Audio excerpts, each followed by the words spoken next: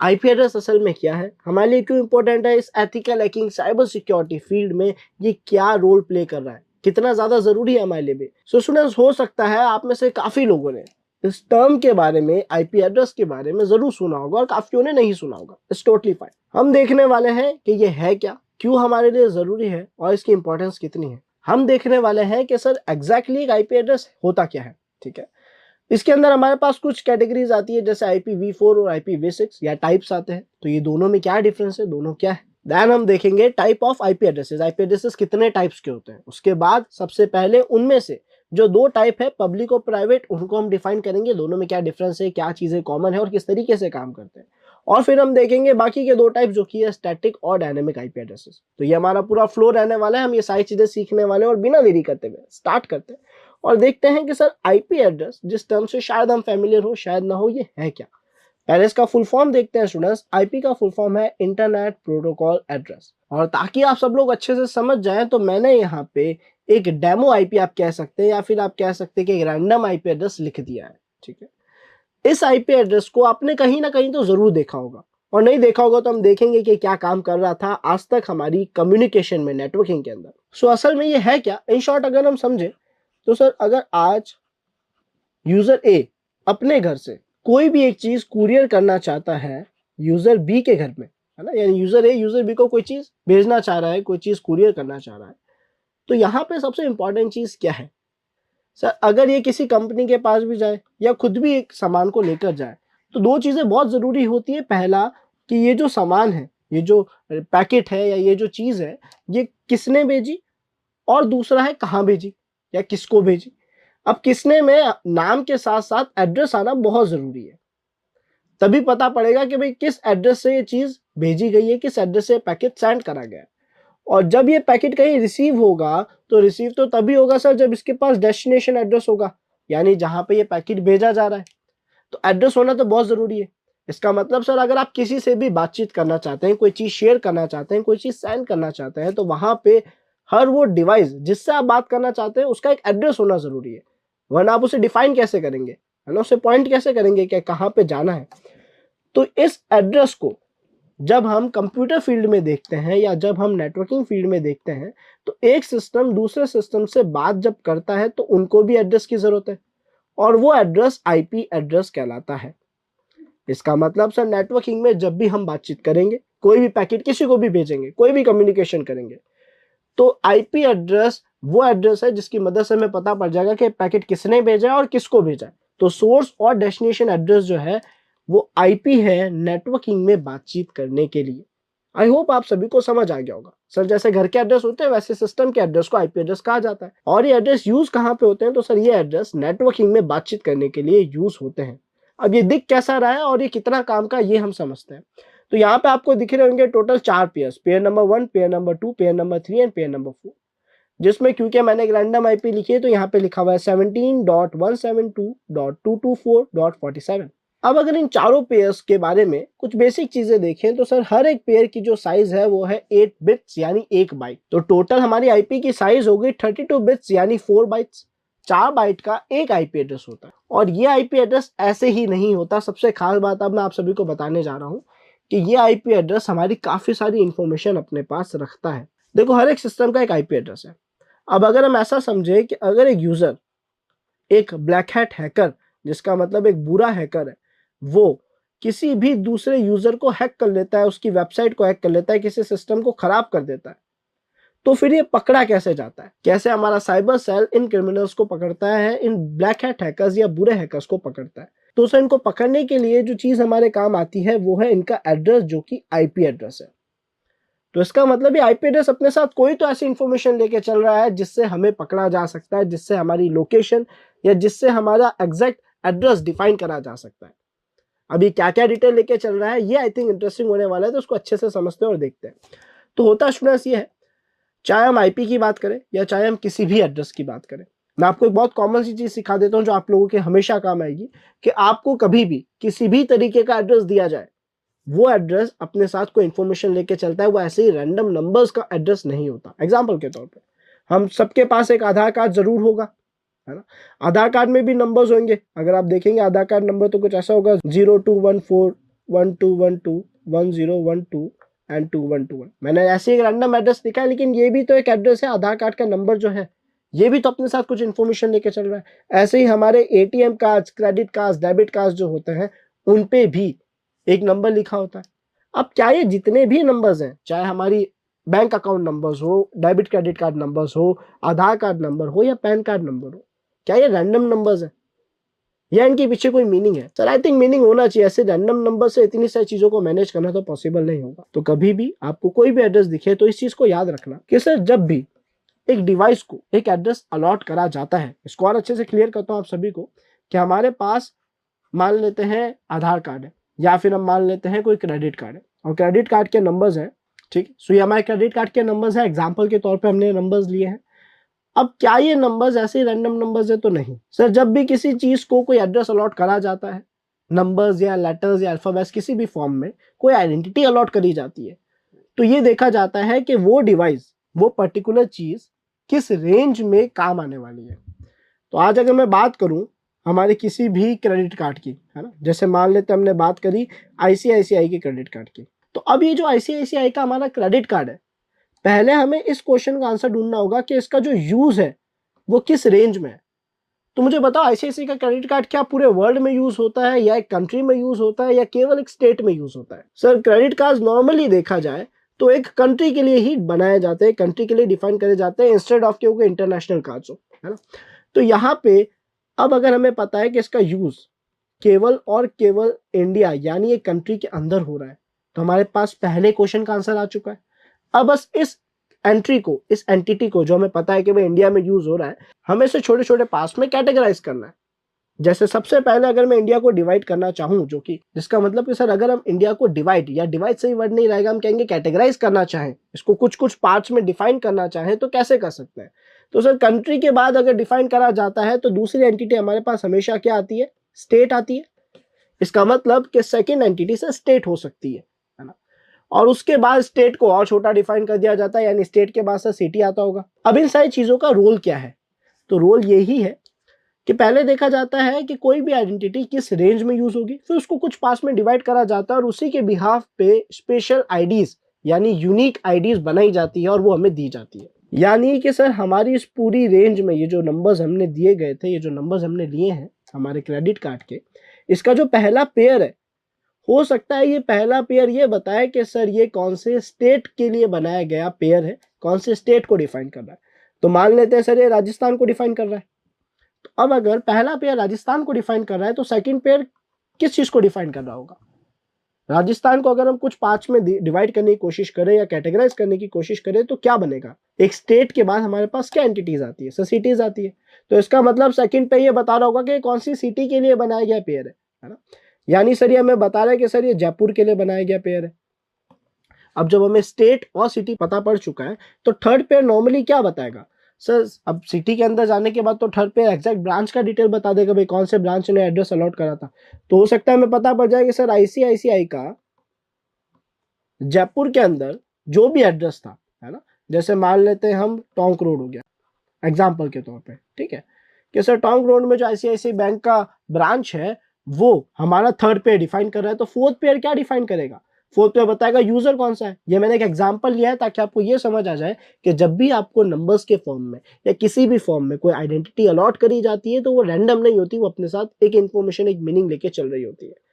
इसका best example ये भी है कि सर हम अक्सर जब कोई ऑनलाइन ट्रांजैक्शन करते हैं, आप सभी ने देखा होगा, उस ऑनलाइन ट्रांजैक्शन में जब आप अपनी डिटेल्स डालते हैं, अपने नंबर्स डालते हैं क्रेडिट कार्ड के, तो स्टार्टिंग का पहला पेयर फिल करने के बाद ही वो आपके कार्ड का टाइप या आपके बैंक का जो नाम है वो डिफाइन कर देता है। इसका मतलब कि सर हमारा जो पेयर था वो ऐसे ही नहीं था, वो एक मीनिंग लेके चल रहा था। बिना पूरा नंबर लिखे उसने बता दिया कि कौन सी ब्रांच का आपका कौन सा कार्ड है। तो एग्जैक्टली सेम चीज हर एड्रेस के साथ होगी और आईपी एड्रेस के साथ भी वही चीज होगी। आई होप आप सभी को ये समझ आया होगा, और अगर ये क्लियर हो गया है तो आप लोग मुझे बताएंगे कि इस हिसाब से आईपी एड्रेस अपने साथ क्या इंफॉर्मेशन लेके चल रहा होगा। सबसे पहला सवाल हमें ये पूछना है कि सर आईपी एड्रेस यूज किस रेंज में हो रही है ना, किस रेंज में आईपी एड्रेस यूज होता है। तो सर आईपी एड्रेस की मदद से तो हम पूरे वर्ल्ड में किसी से भी बात कर सकते हैं। इसका मतलब कि आईपी एड्रेस का यूज क्या हो रहा है? पूरे के पूरे वर्ल्ड में हो रहा है, www वर्ल्ड वाइड वेब में हो रहा है, ठीक है।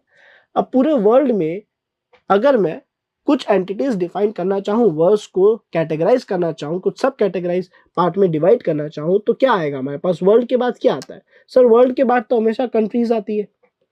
वर्ड्स को कुछ पार्ट्स में अगर हम कैटेगराइज करते हैं तो हमेशा कंट्री आती है हमारे पास। इसका मतलब सर ये जो हमारा पूरा आईपी एड्रेस है, इसका जो पहला पेयर है वो शायद यही डिफाइन करेगा कि ये कौन सी कंट्री के लिए या कौन सी कंट्री को अलॉट करा गया है, कौन सी कंट्री के लिए बनाया गया है या कौन सी कंट्री को अलॉट करा गया है। तो एग्जाम्पल के तौर पे मान लेते हैं कि सर ये इंडिया को अलॉट करा गया आईपी एड्रेस है। इस हिसाब से कंट्री के बाद अगर मैं उसको कुछ सब कैटेगरीज में डिवाइड करना चाहूँ तो सेकंड कैटेगरी क्या होगी? वेरी गुड, सेकंड कैटेगरी होगी सर स्टेट। और स्टेट को कुछ कैटेगरीज में डिवाइड करना चाहूँ तो सर वैसे तो हमारे पास सिटी आता है, लेकिन केवल सिटी की इंफॉर्मेशन थर्ड पेयर लेके नहीं चलेगा। यानी पहले पेयर ने बताया कि इंडिया की आईपी, दूसरे पेयर ने बताया स्टेट, जैसे कि राजस्थान कह सकते हैं कि राजस्थान को ये एड्रेस अलॉट करा गया था। थर्ड पेयर वैसे तो सिटी बताना चाहिए सर, लेकिन केवल सिटी नहीं बताएगा। जिस तरीके से हमारे क्रेडिट कार्ड का जो थर्ड पेयर था वो बैंक का नाम और उसका एड्रेस बता रहा था, वैसे ही ये हमारे पास सिटी के साथ साथ एक एड्रेस और बताएगा, एक और इंफॉर्मेशन देगा, वो है आईएसपी की। एग्जाम्पल के तौर पे कि सर ये बताएगा कि जयपुर में जो जियो का ऑफिस है उसको हमने ये आईपी एड्रेस अलॉट करा था। इसका मतलब थर्ड पेयर ने क्या बता दिया? सिटी प्लस हमारा आईएसपी का नाम। तो हमें पता पड़ गया कि सर जो हमारा इंटरनेट सर्विस प्रोवाइडर है वो जियो है, इस आईपी का जो इंटरनेट सर्विस प्रोवाइडर है वो जियो है, और इस जियो का जो ऑफिस है वो जयपुर में है। तो अब अगर हमें कुछ भी इंफॉर्मेशन लेनी है तो हम जयपुर के जियो ऑफिस के पास जाएंगे और बात आएगी कि सर फोर्थ पेयर अपने साथ क्या इंफॉर्मेशन लेके चल रहा है। तो फोर्थ पेयर अपने साथ इंफॉर्मेशन लेके चलता है डिवाइस की, यानी सर डिवाइस आईडी, जिस डिवाइस को यह आईपी एड्रेस अलॉट करा गया था उसकी इंफॉर्मेशन, उसकी सारी डेटा जो है वो फोर्थ पेयर अपने पास लेकर चलता है। तो अगर कोई भी यूजर का आईपी एड्रेस आपको मिलता है तो उसको ट्रैक कैसे करा जाता है? कि सर जो एक लॉजिकल प्रोसेस कहता है वो ये कहता है कि आपको थर्ड पेयर तक आते आते ये पता पड़ जाएगा कि वो कौन सी आईएसपी है और उसका ऑफिस कहाँ पे है। तो हमें पता पड़ गया सर आईएसपी जियो है और उसका ऑफिस जयपुर में है। तो जयपुर के उस जियो ऑफिस में जाकर हम कहेंगे कि एक पर्टिकुलर टाइम पीरियड पे, जैसे मान लो हमने देखा कि भाई 12:10 पे क्राइम हुआ है ना, 12:10 PM पे क्राइम हुआ, तो हम क्या करेंगे? आईएसपी के पास जाएंगे, उनको कहेंगे कि 12:10 पे ये जो आईपी एड्रेस है, ये आईपी एड्रेस किस यूजर को दे रखा था, उसने क्या क्या एक्टिविटीज करी है, उसके लॉग्स यानी उसके डेटा हमें दे दो, ताकि हम उसको ट्रैक कर सके और पता लगा पाए कि वो कहाँ पे है एग्जैक्टली। ये प्रोसेस होता है और इसी की मदद से ज्यादातर जो क्रिमिनल्स होते हैं या साइबर क्रिमिनल्स होते हैं उन्हें ट्रैक करा जाता है। आई होप आपको क्लियर होगा कि आईपी अपने साथ कितनी इंफॉर्मेशन लेके चल रहा है। आईपी में एक बात और खास है, वो ये है कि सर जो आईपी के पेयर्स हैं ये कितने होंगे? ये जो नंबर्स है कुछ भी आ सकते हैं यहाँ पे, नहीं, केवल 0 से लेकर 255 की रेंज के अंदर ही आईपी एड्रेसेस बनाए जाते हैं और यूज लिए जाते हैं। ये इनकी लिमिटेशंस है। आई होप आप सभी को आईपी के बारे में इतना तो क्लियर होगा। अब सर आईपी में हमारे पास दो टाइप्स है आईपी के, एक IPv4 और IPv6। क्यों इन आईपीएस की जरूरत है? V6 क्या है, क्या दोनों में डिफरेंस है, समझते हैं। सबसे पहले हमारे पास हुआ ये कि IPv4 को इंट्रोड्यूस करा गया। V4 का मतलब है वर्जन 4। V4 को इंट्रोड्यूस करने से क्या हुआ कि सर इसके अंदर जो एक आईपी का एड्रेस होता था टोटल 32 बिट होता था, ठीक है। इसका जो एड्रेस का फॉर्मेट है वो डॉटेड डेसिमल नोटेशन होता था, यानी आप देख सकते हो हर एक पेयर के बाद डॉट के जरिए उसको डिफाइन करा जा रहा है। टोटल 4 पेयर्स हैं इसके अंदर हमारे पास। इसमें सर हमें एक चीज का ध्यान रखना चाहता था कि 0 से 255 की रेंज के अंदर का ही आईपी एड्रेस हो सकता है। इसकी जो प्रीफिक्स नोटेशन यानी जो उसकी स्टार्टिंग हुआ करती थी लिखने की वो होती थी 192.168 और उसके बाद 00 जो होस्ट है उसको डिफाइन करा जाता था, यानी यहाँ पे अलग अलग नंबर्स आ सकते हैं। अब यहाँ पे जो ध्यान देने लायक पॉइंट है वो ये है कि सर IPv4 के जरिए हमें पता है 0 से 255 के अंदर के नंबर्स ही हम यूज ले सकते हैं और हमारे पास 4 पेयर है। अब अगर आप इनके कॉम्बिनेशंस देखें है ना कि हमारे पास कितने आईपी एड्रेसेस हैं यूज करने के लिए, किसी को भी नेटवर्किंग में बातचीत करनी है तो आईपी एड्रेस तो उसके पास होना पड़ेगा। तो यहाँ पे ये हमें बताता है कि 2 की पावर 32 यानी 4.7 बिलियन एड्रेसेस IPv4 आपको दे सकता है। इसका मतलब 4.7 बिलियन लोग एक ही टाइम पे इंटरनेट एक्सेस कर सकते हैं, इतने आईपी एड्रेसेस हमारे पास है। लेकिन अगर आप आज का डेटा देखें, मैं चाहूंगा आप सब लोग सर्च करें और ये देखें कि आज के टाइम पे इंटरनेट पे एक्टिव यूजर्स कितने हैं। चलो हम एक काम करते हैं, हम साथ में सर्च करते हैं। तो हम चलेंगे अपने ब्राउजर पे और वहां पे जाके देखेंगे active internet users in world. तो यहाँ पे आप ये फिगर देख सकते हो जो कि कह रहा है 5.3 बिलियन इंटरनेट पे यूजर्स आज के टाइम पे एक्टिव है। और ये हमें जो पेयर दे रहा है वो 4.7 है, तो इसका मतलब इंटरनेट पे यूजर ज्यादा है और आईपी एड्रेसेस कम है। ऑल्दो इसके भी कुछ तरीके हैं जिसकी मदद से ये आज तक मैनेज हो रहा था, वो क्या है मैं आपको अभी समझाने वाला हूँ। टाइप ऑफ आईपी एड्रेस में बहुत अच्छे से देखेंगे, लेकिन आईपी एड्रेस के कॉम्बिनेशंस तो कम है ना यूजर्स के हिसाब से, तो इसीलिए IPv6 को इंट्रोड्यूस करा गया ताकि हर कोई इंटरनेट बहुत अच्छे से एक्सेस कर सके। IPv6 और कुछ नहीं है, क्योंकि आईपी एड्रेस के पास जो पेयर्स थे वो कम पड़ रहे थे, इंटरनेट पे यूजर्स बढ़ चुके हैं, डिजिटल इंडिया हो चुका है और पूरे वर्ल्ड में इंटरनेट पे यूजर्स बढ़ते जा रहे हैं। उस वजह से हमें और आईपीज की जरूरत है और आईपी हमें मिल रही है IPv6 की मदद से। तो IPv6 में क्या हुआ कि सर IPv6 की जो साइज है, जो IPv4 का अपडेटेड वर्जन है ताकि ज्यादा आईपी एड्रेसेस अलॉट करे जा सके, उसकी साइज है 128 बिट, जो कि 32 बिट से बहुत ज्यादा है। यहाँ पे हेक्साडेसिमल नोटेशंस होते हैं, जिसका मतलब यहाँ पे नंबर्स प्लस जीरो से लेकर, जिसका मतलब यहाँ पे number 0 to 9 and alphabets A से लेकर F तक के जो कॉम्बिनेशंस है वो बनाए जाते हैं। और ये पेयर जो है वो बहुत बड़ा है, इसका मतलब हमारे पास बहुत सारे कॉम्बिनेशंस है। कितने हो सकते हैं तो आप देख सकते हैं 2 की पावर 128 यानी 340 ट्रिलियन ट्रिलियन ट्रिलियन एड्रेसेस हमारे पास IPv6 दे सकता है। इसका मतलब आने वाले कई सालों तक आईपी कम नहीं पड़ेगी, है ना। तो यहाँ पे इसका प्रीफिक्स नोटेशन बता रहा है। प्रीफिक्स नोटेशन का मतलब और कुछ नहीं है कि आईपी के स्टार्टिंग में आपको क्या पेयर्स नॉर्मली देखने को मिलते हैं, क्या फॉर्मेट देखने को मिलता है। तो ये बता रहा है कि सर आपको कुछ ऐसा फॉर्मेट देखने को मिलता है। आई होप इतनी चीजें आपको क्लियर होगी। बहुत डिटेल में अभी नहीं जाना है, धीरे धीरे जरूर जाएंगे। अभी हमें इतना क्लियर करना था कि IPv4 के जो नंबर ऑफ पेयर्स कॉम्बिनेशंस बन रहे थे वो थे हमारे 4.7 बिलियन, जबकि इंटरनेट पे एक्टिव यूजर्स 5.3 या 5.4 बिलियन के अप्रोक्स है। तो इसमें हमारे आईपी एड्रेस कम पड़ रही थी, इसलिए आईपी के एक नया वर्जन को इंट्रोड्यूस करा गया जो कि IPv6। ऑल्दो अभी IPv6 कंप्लीट यूज में नहीं आया है, स्टार्ट हो गया है, लेकिन हर कोई IPv6 को पूरा अडॉप्ट नहीं कर पाया। अभी चीजें चल रही है, इन प्रोसेस है, काफी हद तक इसका अडॉप्शन स्टार्ट हो चुका है। तो आई होप आप सभी को IPv4 और IPv6 बहुत अच्छे से क्लियर होगा। अब सवाल यह है कि हमारे पास कितने टाइप्स हैं आईपी एड्रेसेस के। अभी जो हमने देखा वो IPv4 IPv6 वर्जन्स थे आईपी के, पहले पुराना वर्जन आया फिर नया वर्जन आया, लेकिन कोई भी वर्जन हो इनके अंदर कुछ टाइप्स होते हैं, इनके काम के हिसाब से, इनके यूज के हिसाब से। वो टाइप है public, private, static and dynamic. अब इन चारों टाइप्स का मतलब क्या है, कौन क्या काम कर रहा है, क्या इनके अंदर डिफरेंस है, ये समझने के लिए हम दो दो टाइप्स को उठाएंगे। जैसा हमने देखा था, सबसे पहले हम समझेंगे कि पब्लिक और प्राइवेट आईपी एड्रेस क्या है, कैसे काम करते हैं, वो दोनों में डिफरेंस क्या है। इसको और अच्छे से क्लियर करने के लिए स्टूडेंट्स नेक्स्ट स्लाइड पे चलते हैं और देखते हैं कि पब्लिक एंड प्राइवेट दोनों में डिफरेंस क्या है, दोनों के काम करने के तरीके में क्या डिफरेंस है। हमने अभी तक टाइप्स ऑफ नेटवर्क पढ़े थे, आई होप सभी को याद होगा, लैन, मैन और वैन, करेक्ट। तो पहले ये देखते हैं कि कौन सा आईपी कौन सी रेंज में काम आता है, यानी कौन सा टाइप कहाँ पे काम आता है, यूज क्या है। कि सर जो प्राइवेट आईपी एड्रेस है वो आपके लिए यूजफुल होता है केवल और केवल लोकल एरिया नेटवर्क में। अब लोकल एरिया नेटवर्क क्या कह रहा था कि सर जब 10-15 सिस्टम बात करते हैं उसको हम लोकल एरिया नेटवर्क कहते हैं। तो शायद ये हमें ये कहना चाह रहा है कि सर ये जो आपके 10-15 या 3-4 सिस्टम्स आपस में बातचीत कर रहे हैं, जब इनको इस छोटी सी रेंज में बातचीत करनी है तब इनके पास प्राइवेट आईपी एड्रेस होना चाहिए। कौन सा आईपी एड्रेस होना चाहिए, प्राइवेट आईपी एड्रेस। क्यों, क्योंकि प्राइवेट आईपी बोल रहा है कि मेरा काम है लोकल एरिया नेटवर्क में बातचीत करने में मदद करना। तो जब छोटी सी रेंज में बातचीत हम करते हैं तब हमारे पास कौन सा आईपी एड्रेस होना चाहिए, सर प्राइवेट आईपी एड्रेस होना चाहिए। हमने कहा ठीक है। तो पब्लिक कहाँ काम आता होगा, सर पब्लिक यूज होता है वैन में, वैन यानी वाइड एरिया नेटवर्क में। इसका मतलब पूरे वर्ल्ड में। तो ये कह रहा है पूरे वर्ल्ड में अगर आपको किसी से भी बातचीत करनी है या किसी को आपसे बातचीत करनी है तो कौन सा आईपी काम आएगा, सर पब्लिक आईपी एड्रेस काम आएगा। वहां पे कौन सा आईपी एड्रेस काम आएगा, public IP address, wide area network, पूरे वर्ल्ड में कम्युनिकेशन करने के लिए। तो हमने कहा ठीक है, ये तो समझ आया कि कौन सा आईपी कौन सी रेंज में काम आ रहा है। Private IP local area network में काम आ रहा है और public IP wide area network में बात करने के काम आ रहा है। लेकिन इसको और अच्छे से समझने के लिए मैं यहाँ पे एक एग्जाम्पल नॉर्मली लेता हूँ। वो ये है कि पब्लिक आईपी को मैं मानता हूँ मैं रियल नेम की तरह, अपने रियल नेम की तरह, और प्राइवेट आईपी को मानता हूँ मैं अपने निक नेम की तरह, एग्जाम्पल के तौर पे। अब अगर एक यूजर है ना, इस यूजर का जो निक नेम है वो कुछ भी हम रख देते हैं। आप लोग सजेस्ट कर सकते हैं क्या निक नेम हम रख सकते हैं यहाँ पे। तो मैं यहाँ पे फिलहाल इसका नाम रख देता हूँ निक, ठीक है। निक ही इसका निक नेम है।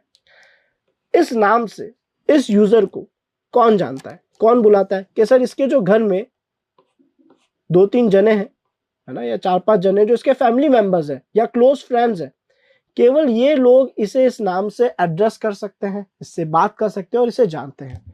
हमारे निक नेम से हमें कौन जानता है? हमारे घर के कुछ लोग।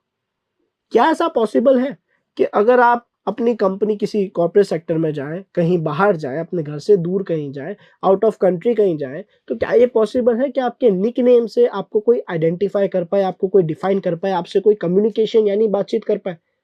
पॉसिबल नहीं है। बिकॉज सर हमारा वो जो नाम था वो वैलिड या उसका यूज केवल और केवल उस छोटी सी रेंज में था, हमारी लोकल एरिया नेटवर्क की ही रेंज में था। जो हमारे क्लोज वन थे हम वो ही हमें उस नाम से जानते थे और वो ही हमें उस नाम से बुलाते थे, एड्रेस करते थे। यानी इस नाम के जरिए हमसे कौन बातचीत कर सकता था? केवल हमारे क्लोज वन, जो हमारी लोकल एरिया नेटवर्क की रेंज में, हमारी छोटी सी रेंज में। लेकिन अगर मैं बात करूं रियल नेम की, तो मैं वर्ल्ड के किसी भी हिस्से में चला जाऊं, किसी भी कोने में चला जाऊं, मुझे एड्रेस कैसे करा जाएगा? मुझे अगर कोई बुलाएगा, मुझसे अगर कोई बातचीत करेगा, तो कैसे करा जाएगा? सर मेरे गवर्नमेंट डॉक्यूमेंट्स में जो मेरा नाम लिखा है, जो मेरा रियल नेम ऑफिशियल नेम है, उसी से मुझे एड्रेस करा जाएगा, उसी के जरिए मुझसे बातचीत करी जाएगी, कम्युनिकेशन करा जाएगा। तो ये एग्जैक्टली पब्लिक आईपी एड्रेस है। सर ये आपके रियल नेम की तरह होता है, पूरे वर्ल्ड में किसी को भी आपसे बातचीत करनी है तो यही एड्रेस काम आएगा।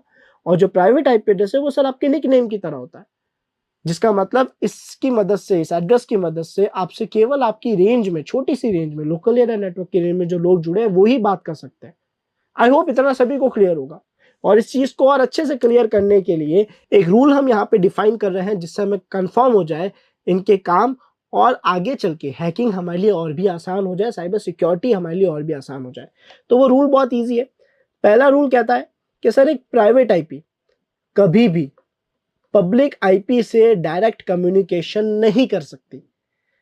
एक प्राइवेट आईपी अपनी रेंज के बाहर बात कर सकती है? बिल्कुल नहीं कर सकती। तो प्राइवेट आईपी की रेंज लोकल एरिया नेटवर्क है और पब्लिक आईपी की रेंज वाइड एरिया नेटवर्क है। पहला रूल तो यही है कि प्राइवेट आईपी पब्लिक आईपी से डायरेक्ट बात नहीं कर सकती और पब्लिक आईपी प्राइवेट आईपी से डायरेक्ट बात नहीं कर सकती, यानी दोनों आपस में डायरेक्ट कम्युनिकेशन नहीं कर सकते।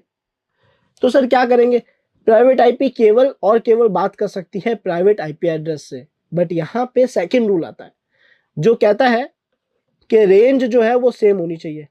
अब रेंज क्या बता रही है कि सर प्राइवेट आईपी तो लोकल एरिया नेटवर्क में काम करता है, इसका मतलब प्राइवेट आईपी किसी भी दूसरे प्राइवेट आईपी से बात कर सकता है, लेकिन तब जब वो उसके लोकल एरिया नेटवर्क के अंदर है, अदरवाइज नहीं। और सेम पब्लिक आईपी के लिए भी है। बस डिफरेंस ये है कि पब्लिक आईपी किसी भी दूसरे पब्लिक आईपी से बात कर सकती है, वो उसकी रेंज में होनी चाहिए और उसकी रेंज वाइड एरिया नेटवर्क है, यानी पूरा वर्ल्ड है। इसका मतलब ये किसी से भी बात कर सकती है। दोनों रूल्स आप सभी को याद रखने अच्छे से, ताकि आगे आपके काम आ सके। आई होप अच्छे से क्लियर होगा आपको। प्राइवेट कभी भी पब्लिक से डायरेक्ट बात नहीं कर सकती, पब्लिक कभी भी प्राइवेट से डायरेक्ट बात नहीं कर सकती, और प्राइवेट किसी से बात करेगी तो दूसरी प्राइवेट से करेगी, वो भी अपनी रेंज में, लोकल एरिया नेटवर्क में। पब्लिक किसी से बात करेगी तो पब्लिक से ही करेगी, वो भी अपनी रेंज वाइड एरिया नेटवर्क में। सो ये तो था प्राइवेट और पब्लिक आईपी एड्रेस। अब सर दो और टर्म्स थी, आप सभी को याद हो तो ये दो टर्म्स बाकी है, स्टैटिक और डायनामिक। ये दोनों हमें क्या कहती है, इन दोनों का काम क्या है, तो समझते हैं। सबसे पहले हम बात करते हैं स्टैटिक की। ये वर्ड आपने पहले कहीं ना कहीं जरूर सुना होगा। क्या कोई मुझे बता सकता है स्टैटिक मतलब क्या होगा? सर स्टैटिक का मतलब, जैसा इसका नाम डिफाइन कर रहा है, फिक्स। कोई ऐसी चीज जो बिल्कुल फिक्स हो, चेंज ना होती हो टाइम के साथ में। और डायनामिक का मतलब कि सर टाइम पीरियड के गैप से चेंज होती रहे, उसे डायनामिक कहते हैं हम नॉर्मली। तो अब यहाँ पे स्टैटिक और डायनामिक में फर्क क्या है, उनका यूज क्या है, ये इनको क्यों बनाया गया, इन टाइप्स को क्यों डिफाइन करा गया? आप सभी को याद होगा कि IPv4 एड्रेस जो था सर, उससे हमारे पास केवल 4.7 बिलियन एड्रेसेस ही बनाए जा सकते थे, पेयर्स ही बनाए जा सकते थे। जबकि इंटरनेट पे एक्टिव यूजर्स कितने हैं सर? More than 5.3 billion. अब यहाँ पे ये आईपी और इस आईपी की जो डिफरेंस है ये ज्यादा है, मतलब नंबर ऑफ यूजर्स और आईपी की हमारे पास जो रेंज है, जो लिमिटेशन है, उनके बीच में डिफरेंस ज्यादा है। तो ये आज तक मैनेज कैसे करा जा रहा था? मतलब अभी तक IPv4 एड्रेस जो है वो यूज कैसे आ रहा था? तो यहाँ पे इन दोनों का रोल प्ले होता है। इनका कहना बहुत नॉर्मल सी बात ये है कि सर एक सिस्टम है, इसको इंटरनेट पे बातचीत करनी थी, तो इसको हमने एक आईपी एड्रेस दिया। एग्जांपल के तौर पे मैं मान लेता हूँ कि 4.4.4.4, इसको हमने एक आईपी एड्रेस दिया, कोई भी दिया हो, पब्लिक प्राइवेट कोई भी हो, ठीक है, फिलहाल पब्लिक मान लेना। इसको एक एड्रेस अलॉट कर दिया। इस एड्रेस की मदद से सबसे बात कर सकता है, बिल्कुल कर सकता है। लेकिन कैसा हो अगर ये स्विच ऑफ हो जाए, अगर इसका कनेक्शन बंद हो जाए, अगर ये पावर ऑफ हो जाए, है ना, यानी ये अभी एक्टिव नहीं है, ये डिवाइस बंद पड़ा है, तो सवाल ये है कि क्या ये आईपी एड्रेस अभी इसके काम आ रहा है? बिल्कुल नहीं आ रहा, क्योंकि आईपी एड्रेस का काम तो सर इंटरनेट पे बातचीत करने का है, और जब वो डिवाइस ही बंद पड़ा है, वो इंटरनेट पे बात नहीं कर रहा, तो आईपी एड्रेस इसके यूज आ रहा है क्या? नहीं आ रहा। हो सकता है इस यूजर का जो नेट पैक है, जो नेट का बैलेंस ये कराता है, इंटरनेट का जो रिचार्ज ये कराता है, हो सकता है वो खत्म हो गया हो। तो क्या अभी इंटरनेट चला सकता है? नहीं चला सकता। ऐसे ही किसी भी रीजन की वजह से अगर ये यूजर इंटरनेट एक्सेस कर ही नहीं रहा है, तो इसको आईपी की क्या जरूरत है? ये डायनेमिक आईपी का कहना है। तो डायनेमिक आईपी और स्टैटिक आईपी कह रहे हैं कि सर इसको इस आईपी की जरूरत नहीं है, तो क्यों ना ये आईपी तब तक के लिए किसी दूसरे यूजर को दे दी जाए, ताकि वो इंटरनेट पे अच्छे से बात कर सके। अब हमें पता है कि इंटरनेट पे आज के टाइम पे 5.3 बिलियन एक्टिव यूजर्स हैं, लेकिन क्या वो एक ही टाइम पे एक्टिव है? मतलब क्या 5.3 बिलियन यूजर्स एक ही टाइम पे इंटरनेट चला रहे हैं? सर ये तो पॉसिबल ही नहीं है। अगर हम हमारा टाइम शेड्यूल भी देखें, तो अभी काफी सारी ऐसी कंट्रीज है जहां पे रात हो रही है, लोग सो रहे हैं, इंटरनेट नहीं चला रहे, कोई कुछ काम कर रहा है, किसी का मोबाइल बंद है, अलग अलग रीजंस है। क्या सब लोग एक टाइम पे इंटरनेट पे एक्टिव हो सकते हैं? ये तो नहीं हो रहा अभी यहाँ पे। तो एग्जैक्टली वो सेम चीज यहाँ पे फॉलो करी जा रही है कि सब एक टाइम पे एक्टिव नहीं है। भले 5.3 बिलियन यूजर्स है, पर 5.3 बिलियन यूजर्स एक टाइम पे एक्टिव नहीं है। तो क्यों ना जब एक आईपी किसी के काम नहीं आ रहा, तो दूसरे यूजर को दे दिया जाए। और ये सेम चीज हमारा डायनेमिक आईपी करता है। डायनेमिक आईपी कह रहा है कि आपको एक एड्रेस दिया, जब तक आपके काम आ रहा है आपके पास है, लेकिन जब आप उसको यूज नहीं ले रहे, तो मैं वो किसी और को अलॉट कर दूंगा, इससे आपको कभी कोई फर्क नहीं पड़ेगा। और आज तक ऐसा ही होता है। इसका मतलब कि सर हम हमारे मोबाइल में, हमारे कंप्यूटर में जो भी नेट चला रहे हैं, हम सबके पास कौन सा आईपी एड्रेस है? हम सबके पास है डायनामिक आईपी एड्रेस। अब ये बात हम क्या चेक कर सकते हैं, क्या ये चीज कंफर्म कर सकते हैं? तो एक छोटा सा एक्सपेरिमेंट करते हैं। इसके लिए हम क्या करेंगे, सर हम सब अपने अपने सिस्टम से अपने ब्राउजर पे जाएंगे। एक्सपेरिमेंट आप सभी को ट्राई करना है और मुझे कमेंट सेशन में बताना है कि क्या आपके पास स्टैटिक आईपी एड्रेस था या डायनामिक था। एक्सपेरिमेंट क्या है मैं बता देता हूँ। आप सब लोग अपने अपने मोबाइल से ब्राउजर पे जाएंगे और वहां पे जाके लिखेंगे what's my IP space V4। आपको ये लिख के एंटर प्रेस करना है। जो सबसे पहला एड्रेस आपके पास आए, आप वहां पे क्लिक कर देंगे। क्लिक करते ही आपके पास आप देख सकते हो कि आपका जो आईपी V4 एड्रेस है वो आपको दिखा रहा है। इस एड्रेस को हम क्या करेंगे, कॉपी करके कहीं पे नोट कर लेंगे, कहीं पे सेव कर लेंगे। ये टास्क आपको करना है। क्या करना है, वॉच माई आईपी की वेबसाइट पे जाना है। अभी आपके पास जो आईपी एड्रेस है आपको उसको देखना है और अपने किसी भी टैब में रख लेना है, या फिर इसके जो लास्ट के नंबर है जैसे 233 और 235, इसको याद रखना है। एक चीज का ध्यान रखना है, जितने भी लोग मोबाइल से इस ब्राउजर पे आए हैं, वो अपने मोबाइल डेटा से ही ब्राउजर को एक्सेस करें, यानी सिम के नेट से ही ब्राउजर को एक्सेस करें, किसी हॉटस्पॉट या वाईफाई से ना जुड़े हुए हो। आपको बस इतना ही ध्यान रखना है। मोबाइल में जो मोबाइल का पर्सनल नेट होता है, सिम के जरिए जो हम चलाते हैं, वो एक्टिव हो। आप वेबसाइट पे जाओ, उसे रिफ्रेश करो, देखो आपका आईपी एड्रेस क्या है, उसे कहीं पे नोट कर लो। ये करने के बाद क्या करना है कि सर हम सभी के मोबाइल्स में एयरप्लेन मोड होता है, सबने देखा होगा। तो मोबाइल को जो उसका नेविगेशन बार होता है उसे स्क्रॉल डाउन करेंगे, एयरप्लेन मोड को एक्टिवेट कर देंगे, जिसका मतलब है कि वो मेरे कंप्लीट नेटवर्क को बंद कर देगा। यानी अब मैं आईपी एड्रेस को यूज नहीं ले रहा हूं। और अगर ऐसा है तो ऐसे केस में आईपी एड्रेस चेंज हो जाना चाहिए, अगर मेरे पास डायनेमिक आईपी एड्रेस है तो हम कुछ देर के लिए आईपी एड्रेस को बंद रखेंगे, यानी हम एयरप्लेन मोड को ऑन रखेंगे और अब हम एयरप्लेन मोड को ऑफ कर देंगे, जिसका मतलब हमारा सिस्टम फिर से स्टार्ट हो जाएगा, हमारा सिस्टम का नेटवर्क फिर से स्टार्ट हो जाएगा। अब आपको करना बस इतना है कि आप जिस वेबसाइट पे थे उसको रिफ्रेश करना है, उसे रीलोड करना है और देखना है कि क्या आपका आईपी एड्रेस चेंज हुआ या नहीं हुआ। अगर आपका आईपी एड्रेस चेंज हो चुका है, इसका मतलब आपके पास डायनेमिक आईपी एड्रेस है। मैंने अभी ऐसा क्यों नहीं किया, बिकॉज मैं अभी किसी राउटर से, हॉटस्पॉट से जुड़ा हुआ। अगर मोबाइल नेट से जुड़ा होता तो मेरा भी आईपी एड्रेस चेंज हो चुका होता। तो आई होप आप सभी को क्लियर होगा कि हम सबके पास आज तक डायनेमिक आईपी एड्रेस था, आगे भी रहेगा और इससे हमें कोई डिफिकल्टी नहीं होती। ठीक है, हम इजीली नेटवर्किंग में बातचीत कर पाते हैं। स्टैटिक आईपी क्या कहता है, तो सर स्टैटिक आईपी एड्रेस का कहना है, एक बार यहाँ पे फिर से डिफाइन कर देते हैं स्टैटिक को। स्टैटिक का कहना यह है कि अगर एक बार किसी सिस्टम को मैंने कोई एड्रेस अलॉट कर दिया, एग्जांपल के तौर पे 4.4.4.4, तो चाहे वो सिस्टम उस एड्रेस को यूज ले या ना ले, वो एड्रेस उसी के पास रहेगा। इसका मतलब इस यूजर को कुछ एक्स्ट्रा पे करके इस एड्रेस को खुद के लिए रजिस्टर करना पड़ेगा, जो कि आज के टाइम पे सर्वर्स करते हैं। आप अगर किसी भी वेबसाइट को देखो, WS क्यूबटेक की वेबसाइट भी किसी सिस्टम पे चल रही है ना, हर वेबसाइट एक सिस्टम पे चल रही होती है। तो इन सिस्टम का जो आईपी एड्रेस होता है वो फिक्स रहता है, वो टाइम के साथ चेंज नहीं होता। तो ये स्टैटिक एड्रेसेस किसको दिया जा रहा है, सर वो सिस्टम्स जिनको इसकी जरूरत है, जो एक्स्ट्रा पे करके इन सर्विसेज को परचेस करते हैं, यानी सर्वर्स को। आई होप आप सभी को प्राइवेट, पब्लिक, स्टैटिक और डायनामिक, ये चारों टाइप्स के आईपी एड्रेसेस बहुत अच्छे से क्लियर होंगे। अब खास बात यह है कि पब्लिक के अंदर भी स्टैटिक और डायनामिक होता है, प्राइवेट के अंदर भी स्टैटिक और डायनामिक होता है, बस रेंज ही तो डिफरेंट है, बाकी कंसेप्ट तो सेम है। जिसको आईपी की जरूरत नहीं हो चेंज होती जाएगी, या फिर उसको फिक्स आईपी दे दी जाएगी।